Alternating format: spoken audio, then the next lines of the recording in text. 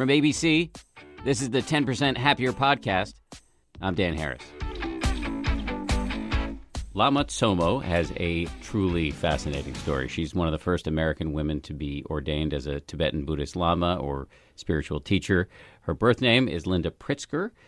She's part of the famous Pritzker family, which built the Hyatt hotel chain. But she has taken a very, very different path in her life, diving very deeply into Buddhism, spending months on retreat, actually learning to speak Tibetan, and now teaching all over the world. She's just written a book. It's called Why is the Dalai Lama Always Smiling?, in which she tells her story and also details some of these Tibetan practices, which to those of us in the West who are practicing either secular mindfulness or insight meditation will be new and different and extremely interesting.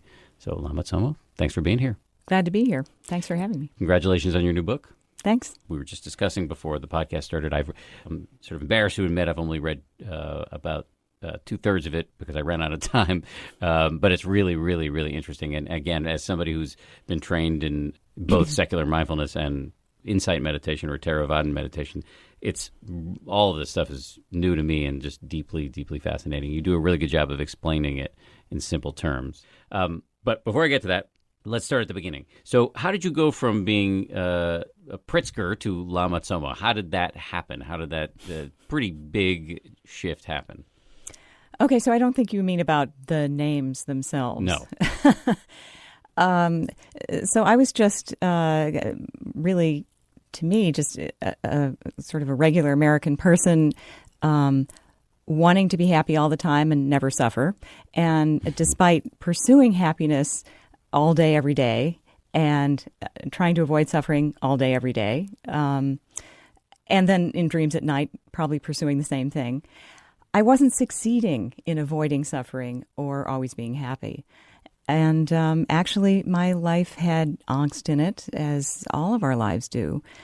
Now I'm thinking of the word dukkha, which is translated as suffering, but actually is more like baked-in insufficiency of life. So let me just stop you right there. So dukkha is an ancient word in the Pali language, the language of the Buddha, which is translated now as suffering, but the Buddha's principal pronouncement was life is suffering, which is, I think, widely agreed now among the experts to be kind of a mistranslation. Yeah. Because he wasn't saying that life is like having your innards pecked out by crows. He was saying that life is inherently unsatisfying if you're always latching onto things that will not last. That's, one problem, and also trying to avoid the things that we don't like. So there's a famous Zen saying, enlightenment is easy for those who have no preferences. The problem is, of course, we have serious preferences. And we keep putting what we prefer sort of as an overlay on top of what actually is. So that turns out to be a source of suffering. You are very open and honest and I think a courageous way about your childhood. You say, and this is a quote from the book, "Throughout my childhood, I felt lonely, sad, and not very safe. I used to cry for no apparent reason, and I was just waiting to graduate high school and leave home. The underlying tone of that time was a melancholic longing, though I didn't even know for what." Yeah. What was going on? Oh, gosh. I think what we were just describing was really at the root of it. And I don't think I'm alone in having felt that way. And so there are lots of, each person's childhood is unique. And yet we can all relate to some of those statements, I think. So I think at the root of it, I wasn't being shown how to navigate life in a skillful way. And my parents weren't shown that either. Nobody was teaching it in school. And so I wasn't learning it. And so it turns out I was being pretty bad at it. What I came later to learn, now fast forward to when I spent a lot of time on the cushion and, had a chance to watch what my mind does, I could see I was my own movie producer and writer, was starring in my own movie, and I wasn't even aware of that. And I hadn't learned how to do it well. So why is it a surprise that the movie is turning out badly? Mm-hmm. Mm-hmm. Did you at what point did you start meditating? Well, it seemed like a good idea to me when I was living in the country and I think I was like 20 years old. So fresh out of college? Yeah. Oh, I didn't even graduate college. I left college because I felt like I didn't like the way they were teaching things. I ended up getting my degree after having my kids, and then my master's as well. But so anyway, in your pre-Lama days, even though you were doing some meditating, you had a pretty conventional life. Got married, had kids in some ways. Yeah, although homesteading in the country is not something everyone does. No. I don't know how many goat owners there are in this country, but I think it's a small demographic. This podcast is actually entirely targeted to goat owners. Okay, so you didn't want a lot of listeners. No, okay. no. Okay, you've succeeded. I'm actually thinking about getting a couple of goats again. Well, you live in the country still. I live in the country again, and very happy to. It's my natural habitat. So you dropped out of school. You were homesteading for a while, and that was the unconventional part of it. But and you were also meditating, but you also got married and had some kids. And so this is all in the pre. Yes, and I'm not speaking of goat kids at that point. These are human children, and you 3 of them. This is 3 of them. So and this is pre. Even though you were meditating, this is pre-Lama days. It was pre-instruction, so I really had the feeling I must be doing a terrible job at this. And I probably was, but nevertheless, when I gave up because I thought, I'm not doing myself any good here, that's when 5 years passed and I realized, oh my gosh, I'm not doing with my life what I need to be doing, and I'm really off course. I was with the wrong people, doing the wrong stuff and that kind of thing, and living in the wrong place. And I just suddenly sort of kind of came to and said, no, this is not my path in life. This is not the life that I need to live. Everybody's got their own, and I could just feel I'm off track. And so I decided I have to resume meditating because I realized, so every day I was not reacting to the things on the outside for at least those 15 minutes. It was 15-minute meditations at the time. And that allowed me to just kind of like that 8-ball with the message bubbling up. I was there. Yeah, I was there to see it. I was there to hear it. And so all the thousands of decisions I was making then throughout my day were that much more on track because of having tuned into myself, push the reset button, whatever you want to say. And so I thought, okay, well, so it turns out meditation is important to do, even if it's bad meditation. But imagine if I did good meditation. So I'd taken piano as a kid, and I knew that if you go to a teacher for lessons who knows how to do what you're trying to do, your chances of doing it better are pretty good. So I applied that same logic to meditation. So then I thought, okay, I'm just going to, sort of sound the note out there in the world. I want to find my teacher. And so I just sort of silently created that aspiration. And I was very clear about, I want somebody who's really accomplished. I want somebody who also knows the scholarly tradition behind it, who's good at the teaching process, so on and so forth. And I had a pretty good, clear list, but I forgot one thing. I forgot to require must speak English. So I met Tulku Sangak Rinpoche, my teacher. Say that name again. You didn't catch that the first time? No, I didn't. Huh. Neither did I. I couldn't say it for a long time. Tulku Sangak Rinpoche. And Tulku or... Tulku means a reincarnated Lama. Okay. And so that's like the title, or one of the titles. One of the titles. And then Sangak is his actual name.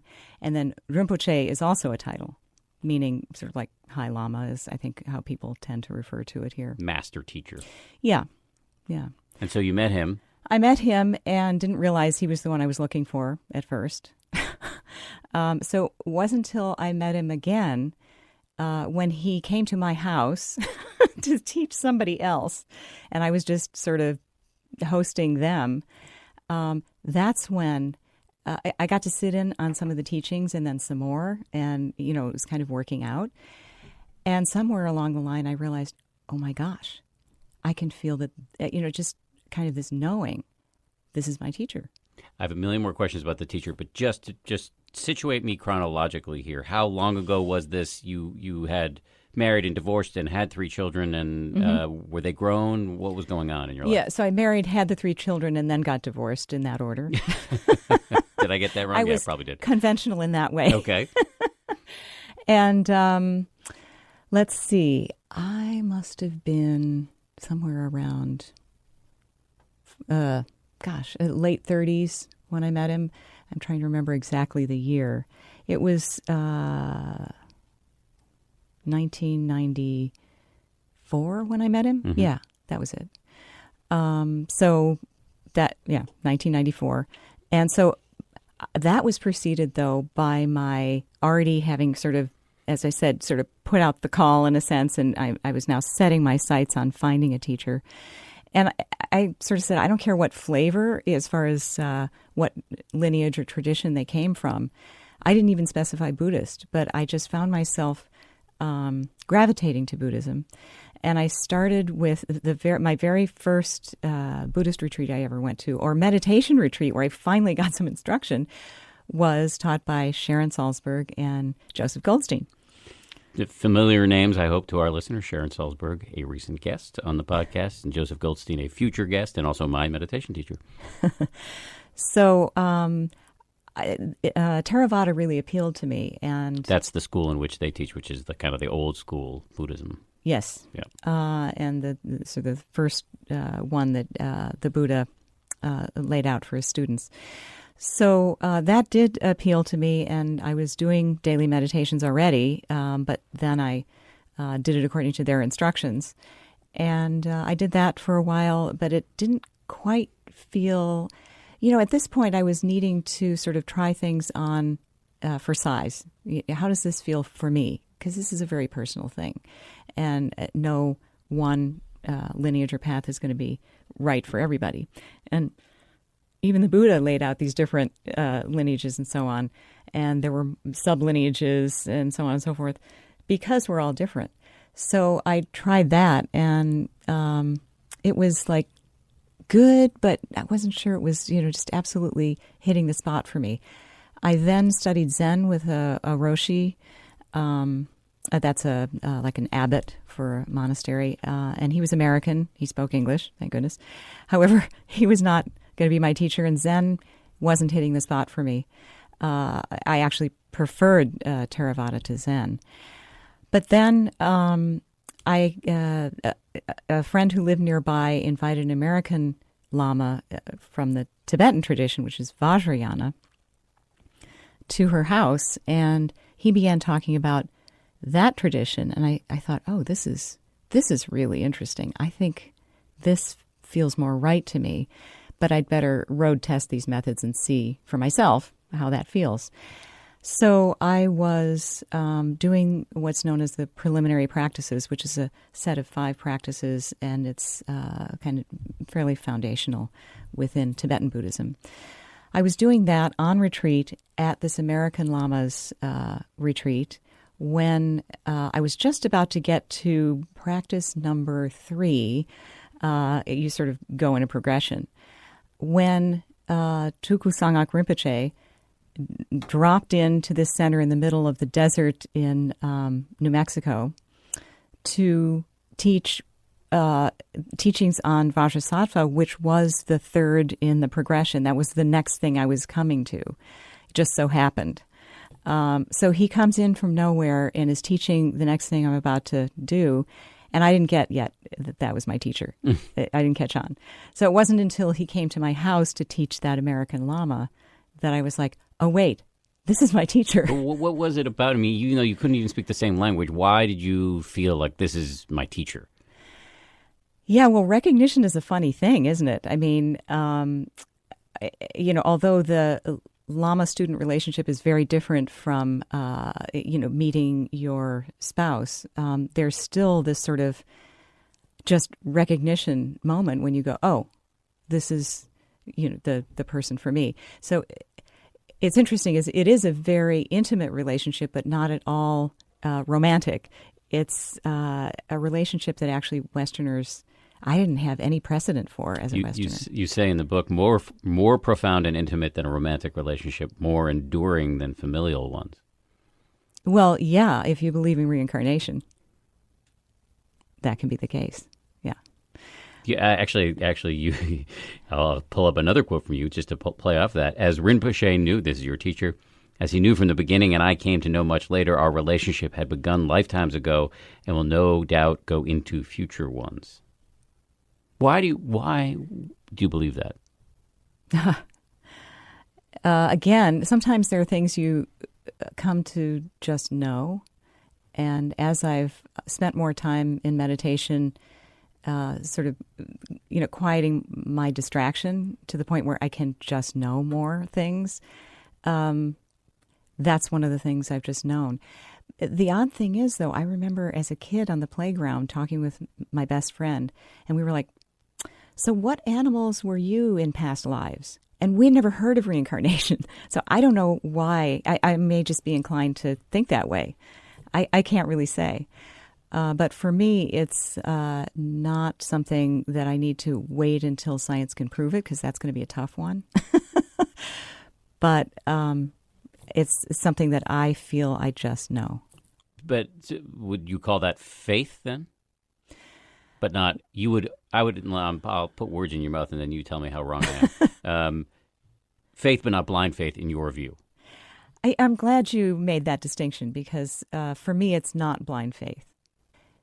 Faith is a funny word, especially for Westerners, because when people say in English, have faith, they generally mean give up having proof.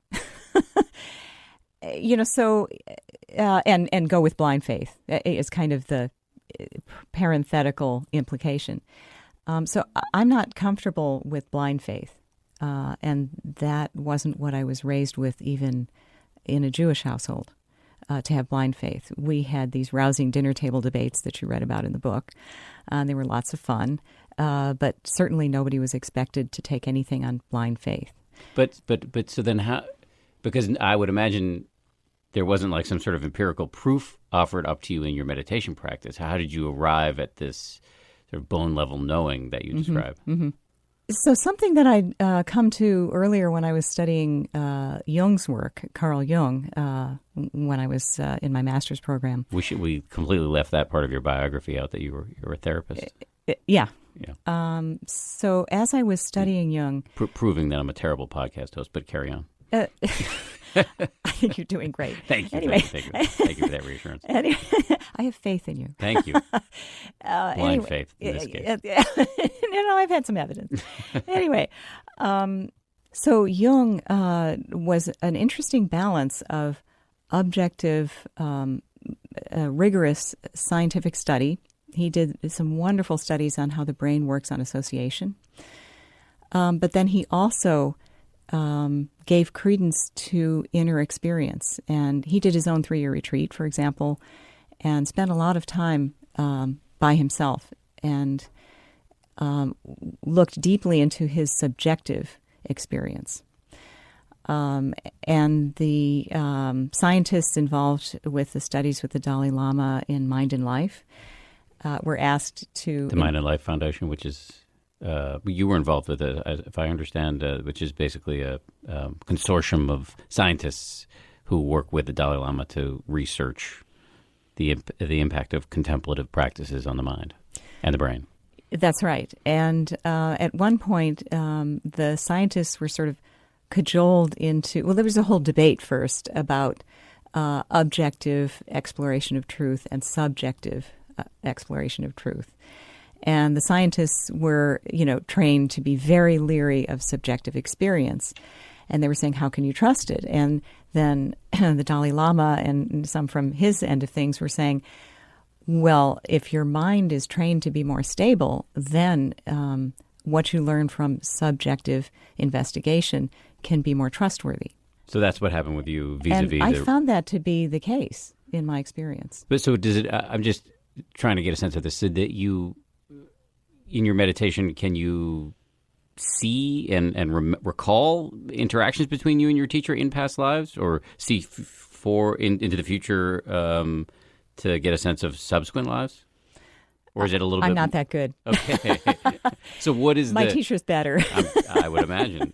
Yeah. So what is the? I'm just trying to get a sense of what would take somebody with your background and bring you to the point where I would imagine if I had tapped you on the shoulder when you were 25 and said to you, hey, you're going to meet this guy who you're going to arrive at the conclusion you've been friends with for several lifetimes and will continue to be in future lifetimes, you might have rolled your eyes. Maybe that wasn't the type of thing you I would have, kind of shrugged my shoulders. Yeah. Who knows? I have no idea. That sounds a little, out there. So what then, I'm just trying to, given my mindset, trying to understand what in your meditation experience would give you the confidence that this is true.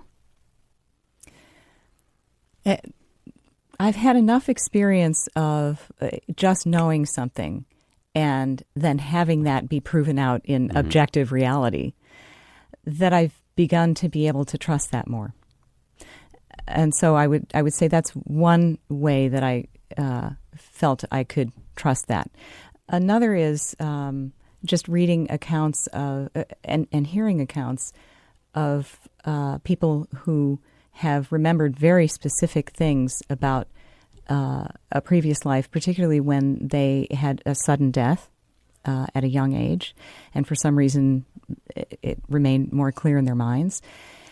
And then for these trained Tibetan masters, such as my teacher and many others, there are written historical accounts of their remembering very specific things about future lives that they predicted and then came to pass, past lives that then played out in the one that they were then incarnate in and writing, but also modern accounts. So those sort of gave me a little boost in confidence that this is a possibility. It's interesting because for people like me, skeptics, that the reincarnation is such a barrier in terms of embracing Tibetan teachings, because it just, even though I find it reassuring to be sitting across from a clearly sane individual who's talking about it in lucid ways. Clearly you don't know me. Well, there you go. Maybe I jumped to conclusions. Yeah. But notwithstanding that, I have seen no evidence for it and have a hard time with it. Yeah, and so that there are only little bits of other pieces of evidence as far as objective experience that we can point to. And so I've sort of looked at all of those, and they all sort of indicate in that direction. But no, we can't say that we've proven in objective form, scientifically, that there is reincarnation. There begin to be very few explanations for how a child can know exactly what household they used to be in their last lifetime, and the names of their parents, and what their name was, and how they died, and so on. And there are enough accounts of that I'm not sure how else to explain it. Maybe there's some far-fetched explanation, but that begins to sound more far-fetched than simply saying, okay, well, maybe awareness doesn't die when the body dies. And if that's the case, then maybe it can inhabit another body. And maybe that's no more far-fetched than what we'd have to dream up to explain what I just mentioned about the child. Yeah, I think for somebody like me, the only reasonable stance is, respectful agnosticism, curiosity, and interest. Anyway, setting that aside, your relationship with this teacher was clearly transformative. Absolutely. You dove in headlong. Yeah, I did. As I say a few times in the book, do I have something better to pursue than enlightenment? I don't know what that would be. And the other thing is, even from the beginning, I was just trying these things on for size, testing them out for myself, being my own scientist, if you will. And I felt better and better. I was happier and happier. I was able to handle challenges in life better and better. And was finding myself to be a lot more steady, less of a chicken running around with his head cut off, more and more on track.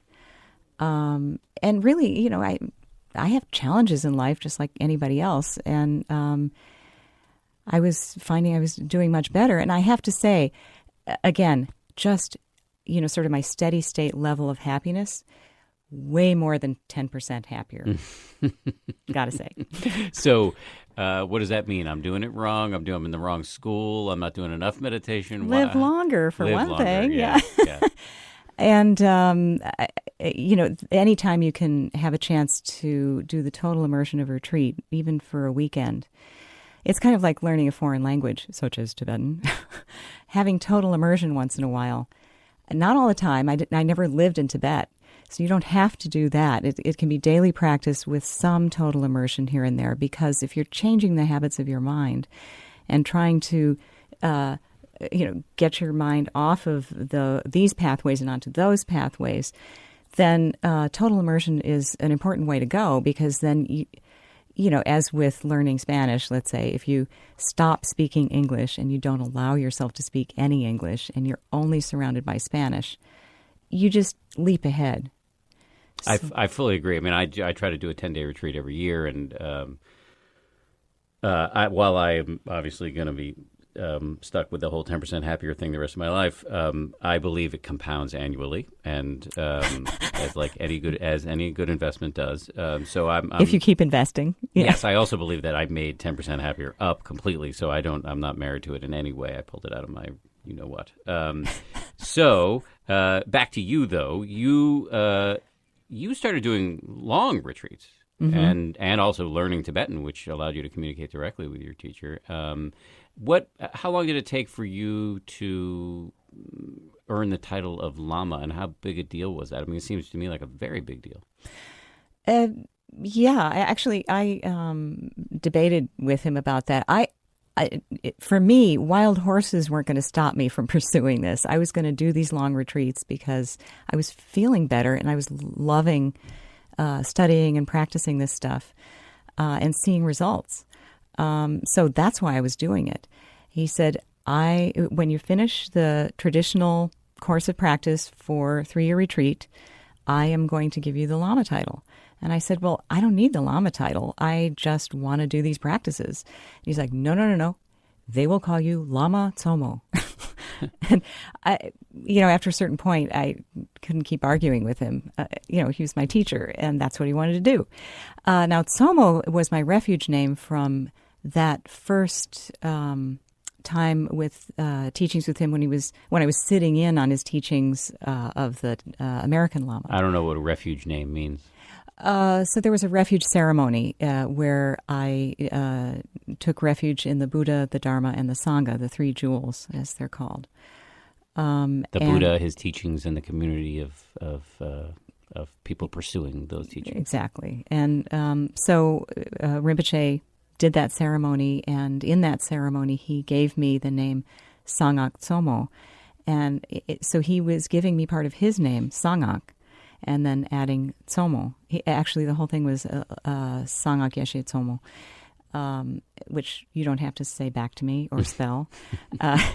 But anyway, so he took Tsomo and then added Lama to it, and that's what he wanted people to call me. So over the course of years, I couldn't do 3 years, 3 months, and 3 days, which is the traditional 3-year retreat, all at once, because I did have kids who were mostly grown. And I had responsibilities and so on. I just couldn't take it all at once. But I did 3 months at a time quite often, and 2-month retreats and 1-month retreats. And so I put it all together, and he taught me all the levels, and I did the required amount of practice for all of those. I want to give people a sense of what these practices are. I think most of the people, and I could be wrong about this, but most of the people who meditate these days are doing one of 2 things. Either they're doing a sort of Vedic meditation, TM, or something along those lines, where they're using a mantra, a word silently repeated in the mind to settle the mind, or they're doing mindfulness, which is either derived from Buddhism or firmly in Buddhism, but basic mindfulness meditation where you're just aware of the breath as it comes in and goes out, and when you get lost, you start again. Tibetan Buddhism, the practices include both mantras and this sort of breath awareness, but get into some pretty far out stuff. So They do. let me ask you what, and this is Vajrayana is the name of this school of Buddhism. You describe a practice which you call the Tibetan nose blow. What is that? Yes.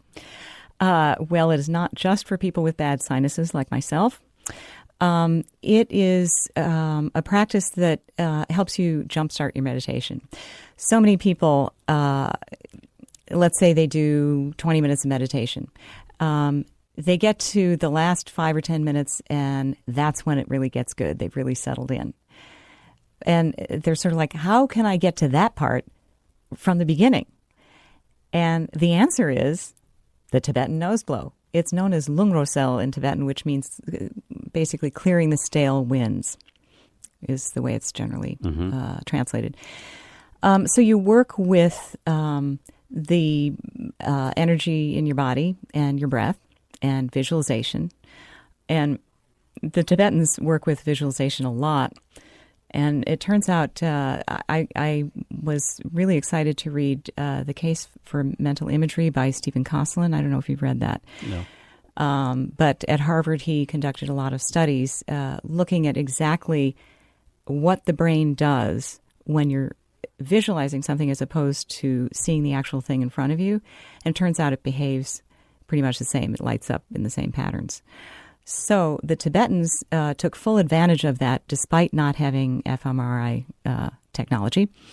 And they were able to use visualization for us to set up just the perfect experiences for ourselves to create a lot of deep transformation in the brain and the mind. So this is a very simple practice once you see it done. It's tough to describe in audio form. And writing about it in the book doesn't really help either. But you have pictures in the book. Doesn't make it easier to understand. It's a little easier, but actually we have a video of it on our website. Which is? Namchak.org. NAMCHAK.org? Yes. Okay. And so then you can just, much easier. And, it takes like 30 seconds or so to do it. And I have found that I've immediately gotten into a dropped-in place. Put a little more meat on the bone. What is it actually? Okay, so you're forcefully expelling air out of one nostril and then the other alternately a few times, and then both together. And while you're doing that, you're visualizing the sort of distractedness in the form of the 3 categories of negative emotions, or neurotic emotions, afflicted emotions, whatever you want to call them.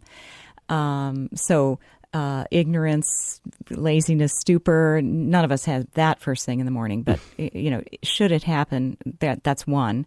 And then the whole category of sort of clinging, desire, addiction, all of that is another category.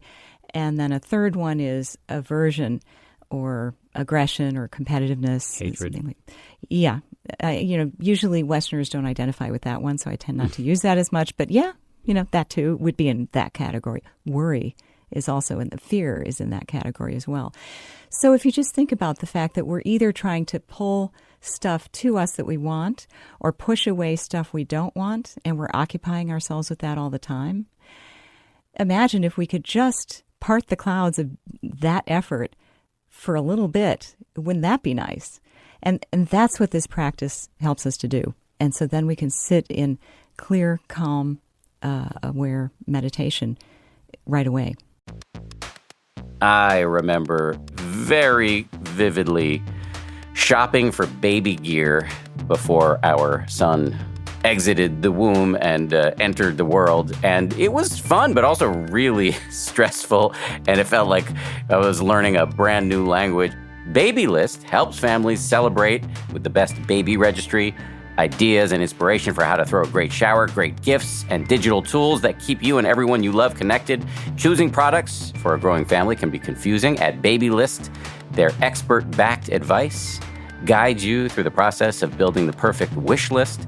Their shop is deliberately curated with expert-selected and real parent-tested items to make it easy to figure out what's right for you and your family. I think I can speak for my wife on this. I believe both of us would have loved to have had this available to us when we were about to become first-time parents. Start your registry today by visiting babylist.com. Raising kids can be one of the greatest rewards of a parent's life. But come on, some days parenting is unbearable. I Love My Kid, But is a new parenting podcast from Wondery that shares a refreshingly honest and insightful take on parenting. Hosted by myself, Megan Gailey, Chris Garcia, and Kurt Braunohler, we will be your resident not-so-expert experts. Each week, we'll share a parenting story that'll have you laughing, nodding, and thinking, oh yeah, I have absolutely been there. We'll talk about what went right and wrong. What would we do differently? And the next time you step on yet another stray Lego in the middle of the night, you'll feel less alone. So if you like to laugh with us as we talk about the hardest job in the world, listen to I Love My Kid, But wherever you get your podcasts. You can listen ad-free on the Amazon Music or Wondery app. We would need hours and hours and hours to get into all of the practices you've done, but let's just pick something else, just so people get a sense of actually what you're doing on the cushion. Give us a sense of some other practices that you did and do. Well, this is the thing I love about Vajrayana is there's lots of them. And so there's a practice for any occasion. And they're pretty psychedelic. Some of them are pretty psychedelic. Well, they use visualization. And they use archetypes in the form of archetypal image, archetypal sound, as in mantra. And archetypes are very, deep, powerful, transformative catalysts. And so they are extremely skilled at using them. And that was something that I was sort of marveling at as I was sitting there in one of my 3-month retreats. I was like, my God, this is so finely honed and highly developed and efficient. How could it be that they dreamed this up? And I thought, well, wait a second. Freud and Jung lived how long ago? And the Buddha and the Tibetan masters lived how long ago? They've had a lot more time to develop all this. So what does it mean? You're visualizing a deity or something like that? Sometimes. Sometimes not. So here's one that isn't visualizing a deity. What I like about Vajrayana is it meets us where we're at. So we normally visualize somebody and imagine an internal conversation with them. We do that all the time, every day. So Vajrayana is attempting to take what we're already doing and just turn it toward a much more positive direction. And they're quite aware. Make a different movie. And make a movie that's closer to how it really is. And the closer we are to real reality, the happier we're going to be. The farther we are from the farther our movie is from what actually is going on, the more we're going to suffer. So, basically the Buddha, right from the start, was trying to help us to get closer to reality as it actually is. And you were going to describe one of these practices. Yeah, so one that's still early on and I teach in the book is Donglin. And Donglin also uses visualization, and it kind of riffs off this same idea of imagining somebody and having an interaction with them. In this case, what you're doing, though, is expanding your capacity for compassion. So I don't know where you are with your practice, but the teachers I've worked with, including Sharon and Joseph, point out that we really need to pursue wisdom and compassion together. And all of the great bodhisattvas, and I include people like Martin Luther King among them, for example, had both a great measure of wisdom and a great measure of compassion, and that was what caused them to be a powerful force for the good. I don't want you to derail you too much before you describe Tonglen, but define bodhisattva. So it literally means one who has a mind of awakening, I guess I would say, an awakened mind, Bodhi being awakened. So we're all kind of dreaming our way through life, and these people are a lot more awake than we are. And therefore, they're able to be a lot more effective in helping others, and that's what they're motivated to do. It's just kind of what they're about. So Donglin is for those of us baby bodhisattvas who would like to do some good in the world and get a little distracted by our own stuff and maybe don't have such a strong capacity for compassion. And for us Westerners in particular, we have to start with ourselves, because I don't think we're so compassionate toward ourselves. I don't think we really like ourselves very much or feel like we're worthy of compassion. And so we need to start there. But the basic essence of the practice is that you imagine somebody who's suffering, and you can just read about somebody on the news who's suffering terribly, and you're just moved by that, and so you want to do that for them. And again, you use breath and visualization. So you imagine that suffering person in front of you, and you see their suffering face. You don't have to get perfect with the visualization. That's not important. It's what you're feeling that's most important. And so now you use the breath to really make it real, and you breathe in their suffering into your heart, which is a bit of an act of courage. But if you're feeling moved by compassion, you just want to take away their suffering and replace it with happiness. So you breathe in their suffering, and you imagine these sort of dense, thick, dark clouds of the suffering, and you breathe not their actual facts of their experience, but the suffering itself into your heart. And then you breathe out these bright white clouds into them, and you see their face changing to a smile. So that's the essence of the practice, but you don't just do that for the ones who are your favorite people. You step it out till it's eventually people you don't know, the person at the checkout counter, anybody and everybody, until, finally it's really quite big, and it's known as one of the 4 boundless qualities, or the 4 immeasurables. And it's not very boundless if we stick with our favorite people, and we're not going to exercise that muscle of compassion and strengthen it if we don't step it out to everybody. But don't start with your ex, for example, right away. Just exercise the muscle a little bit more. I did. There is a very similar practice in that's taught in Theravadan or insight meditation traditions.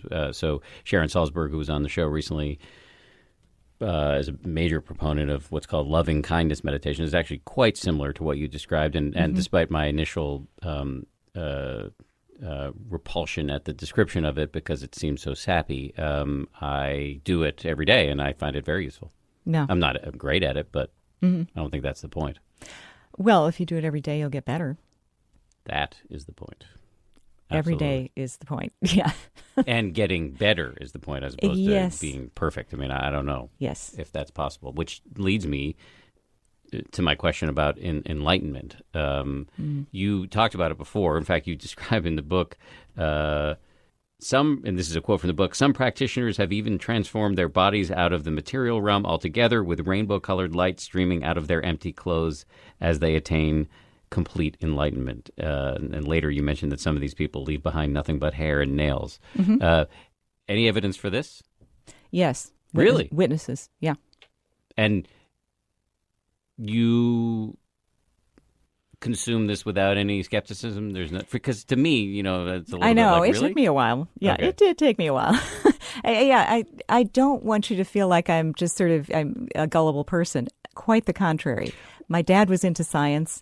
I was raised with science. I like to see evidence. Well, let me just say in your defense, I have met you one time before, and anybody, if our listeners and viewers were in the room with you, they would know you give off nothing of being a gullible person in person. So that's why you're interesting to me, because you clearly are a skeptical person, and yet you talk about this stuff without any caveats, without you present it as facts. And so I'm very interested in how somebody like you gets to the point where you can just talk about this as if you're talking about, I used to own goats. And maybe will again. So my teacher is a sane person, and he's seen it. I met one Lama in Tibet and his son, and that Lama, when he died, he sat in Tukdam, which I'm sure you've heard about. The clear white after death, clear light after death or something like that? Yeah, which is not actually the direct translation of that term. But anyway, the point is that he was sitting up, and his skin was as though he wasn't dead, and it went on and on for, I think it was 25 days. and his body shrank. He didn't do the full rainbow body that you read from my book, but he came down to the size of about 8 inches high. So how would you advise somebody like me? Many people saw it, and I know these people. I was in Tibet. I met them. They're sane. They, kind of measured, and so on. I saw a picture. So that's one. My teacher met a woman who that sort of thing happened to. And so I asked my teacher, well, how do you explain this? How does it work? These were the questions I kept asking him. How does it work? And he said, they were so enlightened to the point where they just cleared away all karma, and the body is made from karma. So there wasn't anything to sustain the substance. Except for the hair and the nails, apparently. Well, because those aren't actually alive anymore. They're just evidence left behind. And the clothes, So how would you advise somebody like me to deal with this? Just to keep an attitude of openness? I would say openness with asking lots of questions, which you seem to be doing very well. And investigating, because that's what I had to do. I had to, read about all these different accounts, and I had to know some people who actually witnessed it. I happened to see the remains of one master myself, and so all of these things, and it was months later, no smell. It's very hard to explain away with conventional science. I've had these very similar discussions with my teacher, the aforementioned Joseph Goldstein, who talks about psychic powers and things like that, where we've had long arguments about this. So arguments? Arguments. I use that term. Debates?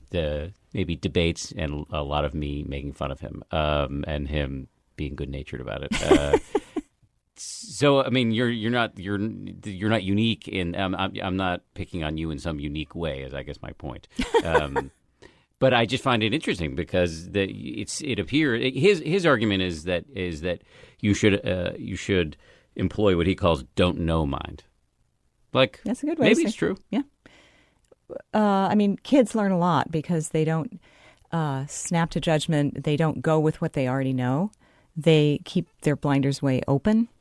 And I think as we get older, we tend to learn less because we tend to decide what's what, and that makes less room for learning. So I try to sort of work against time and try to keep the blinders open. But I still want to know, well, how does it work? And, what evidence is there? Because I still like evidence, too, and that's why I happen to know some of those things I mentioned because I was busy investigating. You said before that you said, do I have anything better to do than pursue enlightenment? That was the kind of the question you asked yourself at the beginning of your experience with Vajrayana and your relationship with your teacher. Yeah. How do you define enlightenment, and do you think you're getting close? Let's see. So I would define enlightenment the way I've understood it, which seems just so clean from my teacher. The term in Tibetan is sanje, which means clearing away and maturing or bringing forth. So if we all basically come from this source of everything, and that's pure, then our essence is pure. And so what's all the excitement about? We're already there in a way. But we happen to be really covered over with a lot of distraction and mental habits that make it so that we can't even see that, much less live from that. So if we can clear all of that away 100%, so that's the clearing away, and we can bring forward our true nature to its fullest extent, which is the second part of that word, that is the definition of enlightenment for me. That works for me. And so you feel like you're progressing along that path? I'm progressing. I am nowhere near there. And are there markers? We don't look at that really. I can say I've had, how can I put it, experiences where the clouds part and I'm able to see more clearly the true nature of my mind and the true nature of how things are. And then I go back to whatever habitual level of distraction I'm at the moment.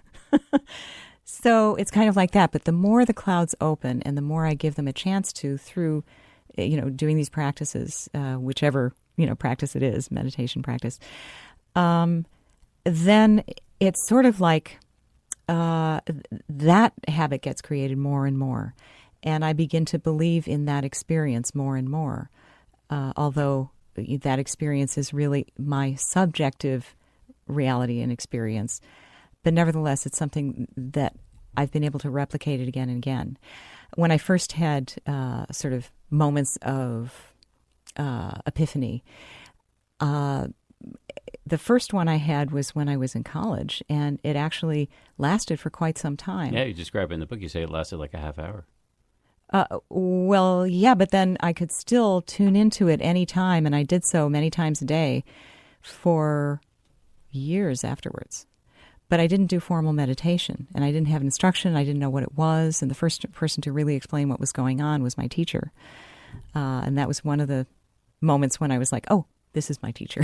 So when the clouds part, Yeah. What do you see?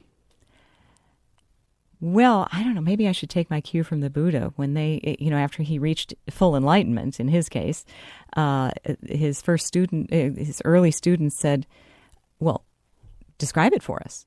He fell silent because words carry concepts. That's what words are, really. And any words I use to describe it aren't it because it's beyond, conceptualizing. So I'm going to be at a bit of a loss here. I figure if the Buddha was at a loss for words, You're in good company. Yeah, I have an excuse. How would I describe it? I would say that things seem less solid and rigid, and I feel less solid and rigid. And there's a deep feeling of just sort of abiding state of love and satisfaction. And just joy, I guess I would say. That's there when the clearing away happens. There's joy, and there's, a quality of brightness and clarity. Those are some words that I'm throwing at it. If I'm doing a word collage, it's sort of the best I can do to describe it. Pretty good. You also talk about, in the book, about the ocean, that we tend to identify ourselves as one wave in the ocean, and that's the source of our unhappiness, but we'd be much happier if we just identified with the ocean, which makes sense to me intellectually. I just don't understand how you do that, how you make that switch, because I'm still identifying as Dan. Well, so when I identify with the whole ocean, and that is very much a part of these experiences I have when the clouds part, and I can do that more on a regular basis because I have the tools to do it now, and I've trained my mind more and so on. It doesn't disinclude the waves, right? The ocean includes all the waves, including the Dan wave and the Tsomo wave. It's just way bigger than that, and there is the whole ocean that we're all a part of, and I think that's a natural way that I come to, because I don't like to be sappy either. That's a natural way I can come to love and compassion is, if we're all connected in that way, it's kind of like if I stub my toe, my whole body suffers. Right. So here, I'm in this funny position because I am deeply intrigued by descriptions of enlightenment that I hear from people like you and from my teachers and from what I read. I'm not sure, however, that it even exists. I mean, because I haven't had it for myself, and there's no scientific evidence. So I can't just. It would be blind faith on some level for me to just say that, of course, this is true. And yet, I want to spend a lot of my own time trying to experience this. You said you wanted to talk about this a little bit before the podcast began. You said that the Jewish therapist in you wanted to talk to me about this. So, what did you want to talk about? Well, so you're a busy guy, and you're spending 2 hours a day now meditating. Yes. And when we talked before, you had just started that program. Yeah. So you came to my office several months ago. I think it was. I started doing 2 hours a day, maybe 9 or 10 months ago. Yeah. So I think it was last May I came to your office. Yeah. And I could see that there was this burning desire or longing, I would say, for something. So what is it that you're really wanting? What's your bottom line? That's part of the conundrum is I don't know that I can describe it. I don't know that I can articulate it. It's when I started to work on 10% Happier, people would ask me like, "Why are you doing this? What has overtaken you?" And I had a lot of trouble articulating it until I was finished writing the book.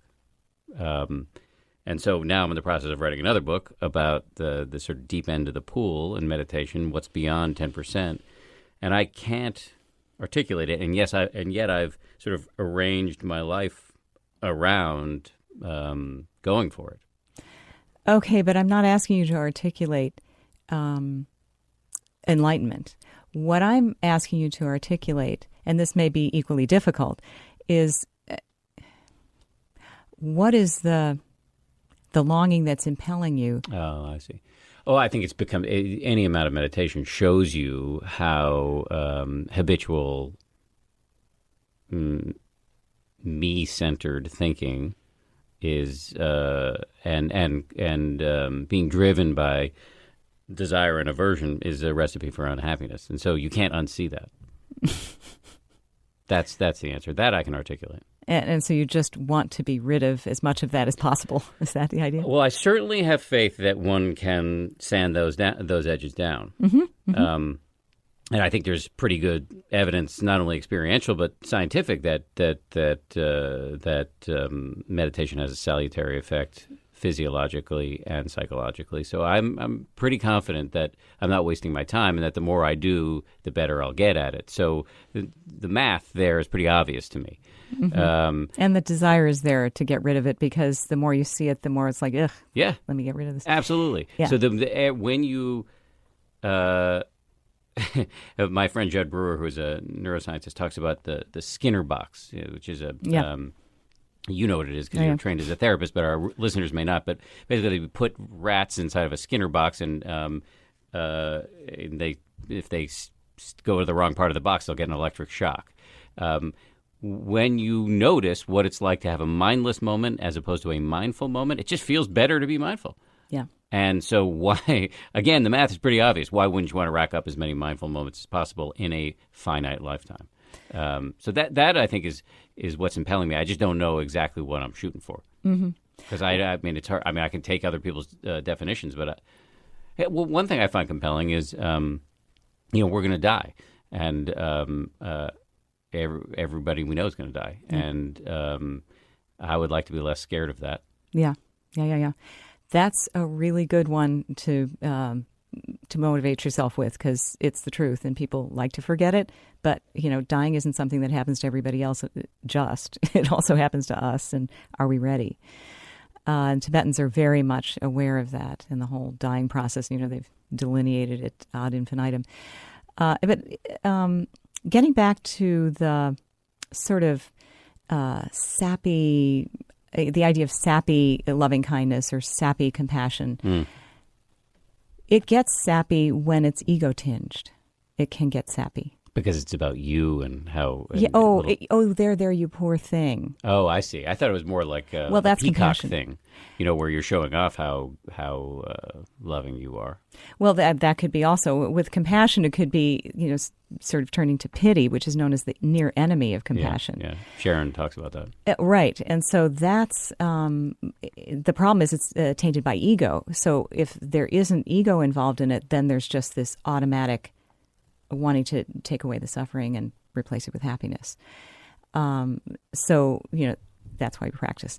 And then for loving kindness, it can be, sort of this sappy kind of sentimentality is a near enemy of loving kindness. And again, it's tainted by ego tinge, rather than just simply this expansive heart. And just feeling how we're all connected, and that's a wonderful feeling, and that those four boundless qualities are ways of feeling connected. So it's one thing to see how there's this one big ocean that's all connected, and we're all connected, and that's what the mindful meditation can do. But Dong Lin or metta meditation, the loving kindness meditation, helps us to feel how we're connected. So it's another way in. Yeah. No, I buy it. I when I talked about the sappiness of it, that was my initial problem, but I'm over it. I just like to bring I because I know that many people who would listen to a podcast hosted by me will probably also share my sort of predilections. That I always want to introduce it with some level of skepticism because otherwise people won't get past it to the good stuff. Well, that's right. And I just wanted to sort of trace a pathway from here to there kind of thing. It's, kind of taking a rest with the ego involvement and just, the simple feeling of connectedness in those two ways. So did I give you a full chance to explore the issue that you wanted to explore? Pretty much. Okay. All but, right. If we talked again, I could probably pursue it more. Well, then you should consider that an invitation to come back on the show next time you are in New York. Let me ask you this. I would be remiss if I did not ask this. Why is the Dalai Lama always smiling? The short answer, read the book. Give me the longer answer. The longer I will answer. recommend everybody read the book. It's a very, very interesting book. So a slightly longer answer. He is somebody who has really mastered these methods. And even before I had really done much meditating, I was so moved being in a large room full of people where he was present. And a lot of other people really moved too, just by his presence. And we were all sort of marveling. And this one guy said, what is it? We were all saying, what is it? And he said, I think he's just how a human being can be without all the stuff in the way. So clearing forward and bringing forth. Exactly. Clearing away and bringing forth. He's just done a lot of that using these methods, and it shows. So he's kind of a poster child for the methods. You're not a bad poster child yourself. Thanks. Really appreciate having you on, Lama Tsomo. By the way, did it take a while to get used to being called Tsomo instead of the name you spent decades identifying with? A little bit, but not too long. And it's funny, now, speaking of letting go of ego identification, I have two different names I truly do identify or respond to.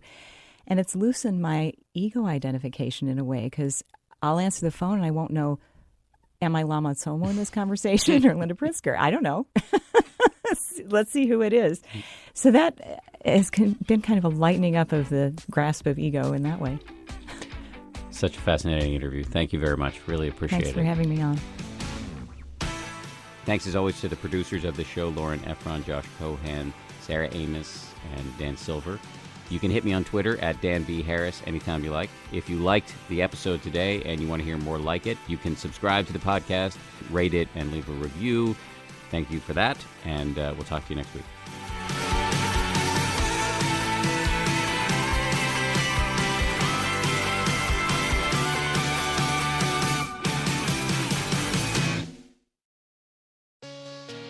Hey, Prime members. You can listen to 10% Happier early and ad-free on Amazon Music. Download the Amazon Music app today. Or you can listen early and ad-free with Wondery Plus in Apple Podcasts. Before you go, do us a solid and tell us all about yourself by completing a short survey at Wondery.com/survey.